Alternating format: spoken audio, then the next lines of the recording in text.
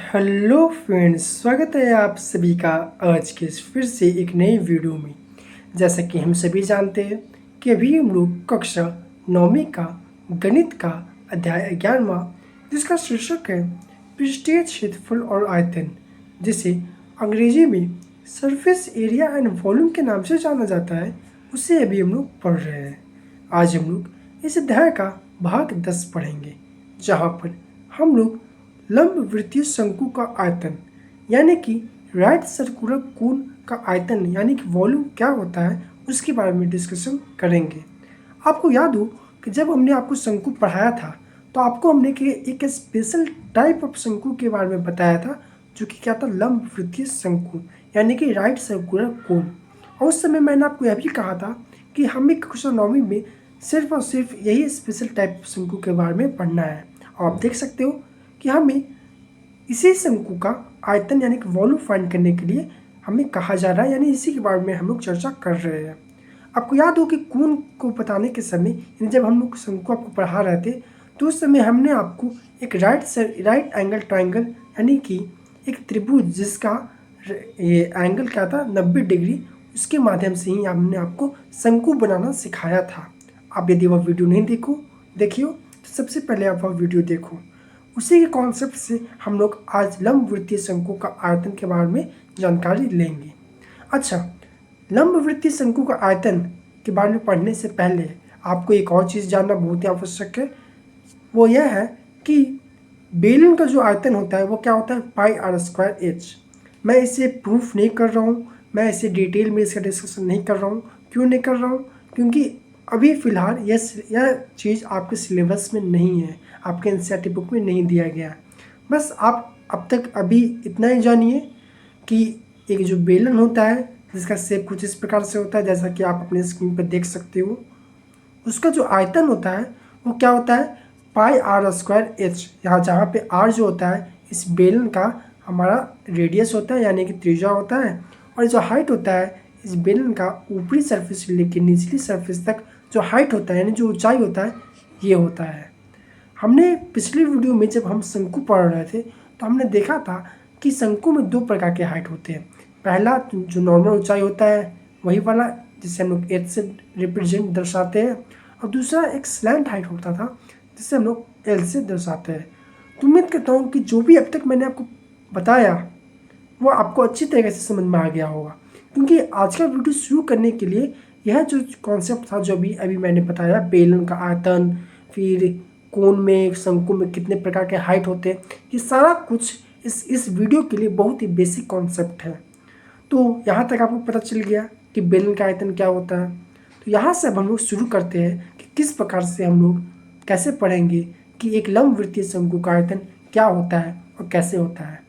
यदि हम direct formula की बात करें तो आप सभी के बुक में, आप सभी के एनसीईआरटी बुक में इस प्रकार के फार्मूला लिख दिया गया होगा कि वॉल्यूम जो होता है, जो आयतन होता है लंबवृत्तीय शंकु का, वो क्या होता है 1/3 into pi R square H. लेकिन सवाल उठता है कि ये जो लिखा हुआ है वो एक्चुअली आया कहाँ से। तो आज इसी के बारे में चर्चा हम लोग डिटेल में आज के इस वीडियो में करेंगे। देखिए, जैसा कि मैंने आपको कोण ये बताया था, आपको बनाना सिखाया था कि किस प्रकार से कोण बन सकता है, उस वहाँ से आपको कोण का सरफेस एरिया, पृष्ठीय क्षेत्रफल निकालना सिखाया था। उसी प्रकार से हम लोग कोण का आयतन कैसे निकलेगा उसके बारे में जानकारी लेंगे। उसके लिए आपको क्या करना है, आपको सबसे पहले आप सभी के घर में एक गिलास होगा इस प्रकार से। तो आपको सबसे पहले आप यह एक्टिविटी हमारे साथ साथ कर सकते हो, वीडियो को देखते के साथ साथ कर सकते हो, या फिर वीडियो को देखने के बाद भी कर सकते हो, ठीक है ना। इसके लिए आपको क्या करना है, इस एक्टिविटी को करने के लिए आपको 2 चीज़ की रिक्वायरमेंट है, 2 से 3 चीज़ की रिक्वायरमेंट है, या मेनली 2-3 चीज़ की रिक्वायरमेंट है। सबसे पहला, इस प्रकार का एक गिलास होना चाहिए। आपको इस गिलास का, जो भी आप गिलास लोगे उसका आपको रेडियस यानी त्रिज्या फाइंड कर लेना है, ठीक है। हमने यहाँ पे मान लेते हैं कि हमने इसका एक त्रिज्या फाइंड कर लिया जो कि हमारा क्या है, आर है, ठीक है। अब आपको इसी त्रिज्या का एक कोण लेना है, शंकु लेना है। अब सवाल उठता है कि हम लोग वहाँ शंकु कहाँ से लाएंगे। तो इसीलिए आप स्क्रीन पर भी देख सकते हो, इसीलिए मैंने बहुत ही बेसिक शंकु उठाया है। आपको पिक्चर में भी नजर आ रहा होगा कि हमने आइसक्रीम का कोन उठाया, आइसक्रीम आप सभी खाते हो, कोन वाला आइसक्रीम खाते हो, ठीक है। तो आप वहाँ से भी कोन वाला आइसक्रीम खाते हो, तो वहाँ से भी आप आइसक्रीम वाले से इस प्रकार का कोन ले सकते हो, जैसे क्योंकि आपको यह एक्टिविटी करना है। तो ये आपको बहुत ही आसानी से उपलब्ध हो जाएगा। यानी कि हमने क्या जाना कि हम एक गिलास लेंगे जिसका रेडियस हम लोग मेजरमेंट कर लेंगे, त्रिज्या मेजरमेंट कर लेंगे। मान लेते हैं इसका त्रिज्या क्या है, आर आया, ठीक है। अब हमें इसी त्रिज्या का एक शंकु लेना है जिसका क्या हो, जिसका त्रिज्या भी इस गिलास के ही बराबर हो। तो यहाँ से हमने दो चीज़ इन्फॉर्मेशन प्राप्त किया कि हमारे पास एक गिलास है और एक शंकु है जिसका दोनों का त्रिज्या क्या है, आर है। यहाँ पे एक चीज़ आपको और सेम रखना है, वो क्या है, हाइट रखना है। कहने का मतलब यह है कि आप जो गिलास लोगे उसकी जितनी भी हाइट होगी, मान लेते इसकी हाइट क्या है, एच है, उतने ही हाइट का आपको इस शंकु का हाइट इस शंकु की ऊंचाई का इतनी ही हाइट का आपको शंकु लेना है। यानी कि यदि हमारा इस गिलास का हाइट एच है तो हमें शंकु भी एच हाइट का ही लेना है, ठीक है।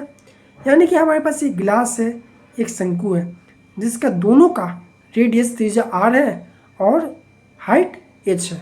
यहाँ तक आपको समझ में आ गया। अब आपको क्या करना है, अब आपको इस शंकु में किसी भी प्रकार का मटेरियल को, आप कह सकते हो सैंड को या कह सकते हो वाटर को, सैंड वाटर आप कुछ भी यूज कर सकते हो, दोनों में से आप सैंड या वाटर कुछ भी यूज कर सकते हो। आपको मान लेते हैं हम यहाँ पे वाटर चूज करते हैं, ठीक है ना। अब आपको क्या करना है कि जैसे हम इस वाटर चूज किए तो आपको उस वाटर यानी पानी को इस शंकु के अंदर डालना है। पूरा जब तक डालना है तब तक ये जो शंकु है पूरा पानी से भर ना जाए, ऊपरी सतह तक भर ना जाए। अब जैसे ही ये शंकु में पानी पूरा ऊपर तक भर जाएगा, आपको वह पानी लेना है और इस गिलास के अंदर डाल देना है।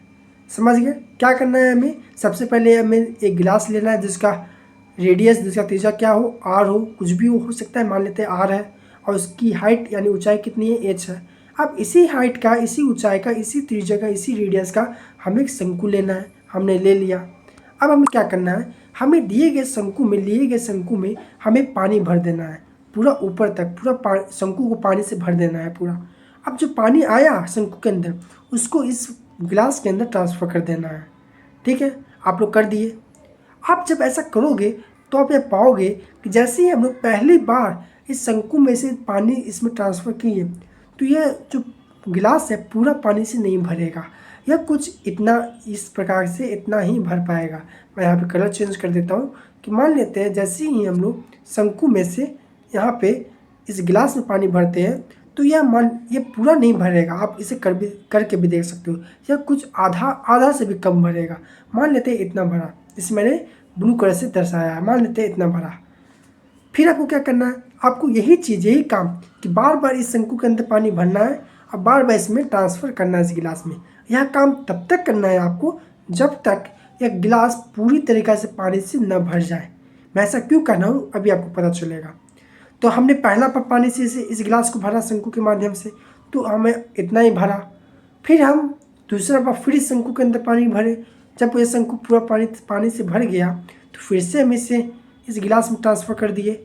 जब हम दूसरी बार जब इसे हम ट्रांसफ़र करेंगे तो हम पाएंगे कि शंकु इस गिलास में पानी कुछ इतना भर गया है, यानी आधा से ज़्यादा भर गया है।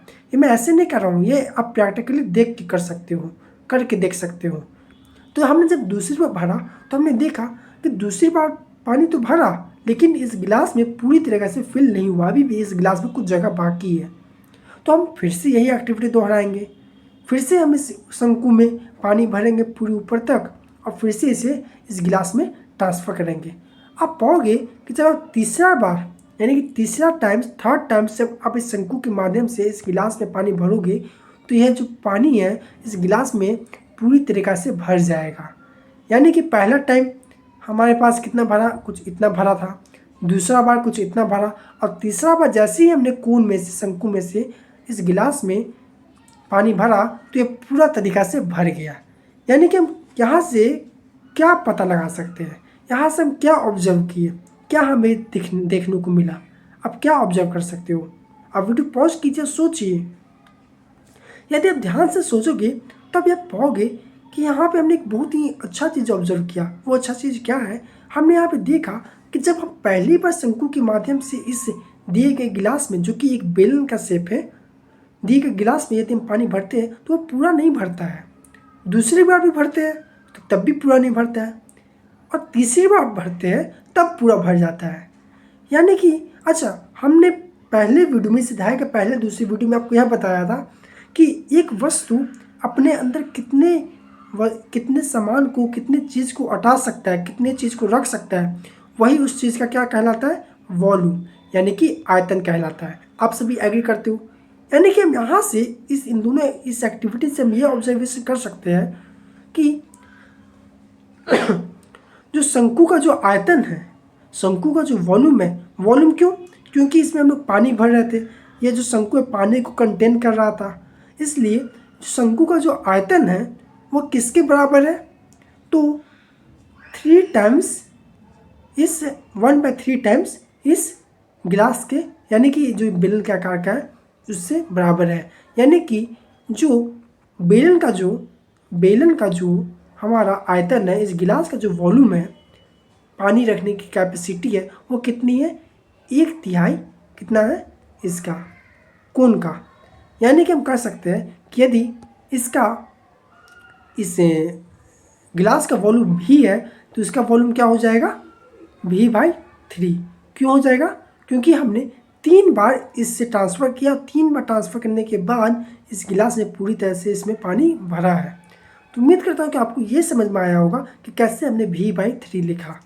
अब हमने अभी आपको बताया कि बेलन का जो आयतन होता है वो क्या होता है, πr²h, जहाँ पे r दिए गए बेलन का रेडियस यानी कि त्रिज्या है और h यानी कि हाइट यानी कि ऊंचाई है। अब यहाँ से हमने इस एक्टिविटी से क्या जाना कि जो कोन का जो आयतन है वो वॉल्यूम के, ये बेलन का आयतन का 1/3 है। यानी कि इसे हम कुछ इस प्रकार से लिख सकते हैं कि जो कोन का जो आयतन है, वॉल्यूम है, वो क्या है? 1/3 टाइम्स किसका है? आयतन किसका है? किसके बराबर है? 1/3 टाइम्स किसका? तो सिलेंडर का, यानी बेलन का आयतन का। यानी कि यहाँ से हमें क्या फाइंड करने को मिला कि जो कोन का जो वॉल्यूम होता है, आयतन होता है, वो क्या होता है? 1/3 πr²h। तो उम्मीद करता हूँ कि आपको ये बहुत ही अच्छी तरीके से समझ में आया होगा कि ये जो कोन का जो वॉल्यूम होता है 1/3 πr²h वो कहाँ से और किस प्रकार से आया। तो यहाँ इस पे हम लोग एक उदाहरण कर लेते हैं कि मान लेते हैं कि हमारे पास एक कोन प्रोवाइड किया गया है जिसका हाइट क्या है? 21 सेंटीमीटर है। एल क्या है? यानी कि स्लैंट हाइट। यहाँ पे आप देखिए, मैं यहाँ पे आपको कलर करके बताता हूँ। हाइट कहने का मतलब ये जो हमारा है, 1 मिनट, हाइट कहने का मतलब कि जो हमारा है ये वाला, जो इसमें परपेंडिकुलर जो हाइट है ये कितना है? 21 सेंटीमीटर। और स्लैंट हाइट कहने का मतलब ये जो किनारे वाला इस प्रकार जो स्लैंट जा रहा है वो कितना है? 28 सेंटीमीटर। इससे डिटेल में चर्चा हमने पिछले वीडियो में, जब हम आपको शंकु पढ़ा रहे थे, शंकु का पृष्ठीय क्षेत्रफल निकालना सिखा रहे थे, तब हमने आपको बताया था। तो मान लेते दिए गए शंकु का एच यानी कि हाइट 21 सेंटीमीटर है और स्लैंट हाइट 28 सेंटीमीटर है। अब हमें कह रहा है कि इसका हमें वॉल्यूम निकालना है। तो हम अब सबसे पहले वीडियो पॉज कीजिए, इसे ट्राई करने का प्रयास करें। यदि आप इसका सॉल्यूशन निकालोगे तो आप पाओगे कि यहाँ पे हमें हाइट तो दिया गया है, स्लैंट हाइट दिया गया है, लेकिन हम अभी जाने कि वॉल्यूम क्या होता है कोन का? 1/3 πr²h। एच यहाँ पे ये हाइट, ठीक है। यहाँ पे हमारा हाइट तो दिया गया है लेकिन r नहीं दिया गया है, शंकु का रेडियस यानी त्रिज्या नहीं दिया गया है। तो आपको पता होगा कि पिछले वीडियो में हमने एक फार्मूला सीखा था, L² = r² + h², कुछ इस प्रकार का हमने फार्मूला सीखा था। यदि हम इसमें सारा वैल्यू पुट करते हैं तो यहाँ से हमारा r का वैल्यू आ जाएगा, वो क्या आ जाएगा? r = 7√7 centimetre. अब हमारे पास r आ गया, प्रश्न में h दिया हुआ था। यदि हम यहाँ से वॉल्यूम निकालते हैं किस फार्मूला पे रख के? इस फार्मूला पे 1/3 πr² पे रख कर r का वैल्यू और h का वैल्यू, तो हमारा जो आंसर आएगा वो कुछ इस प्रकार से आएगा कि दिए गए कोन का, दिए गए शंकु का आयतन कितना हो जाएगा? 7546 सेंटीमीटर स्क्वायर। तो उम्मीद करता हूँ कि आपको आज का वीडियो समझ में आया होगा। तो आज के लिए इतना ही, धन्यवाद। अब हम लोग मिलेंगे अगले वीडियो में अगले कॉन्सेप्ट के साथ। तब तक के लिए आज के लिए इतना ही, धन्यवाद।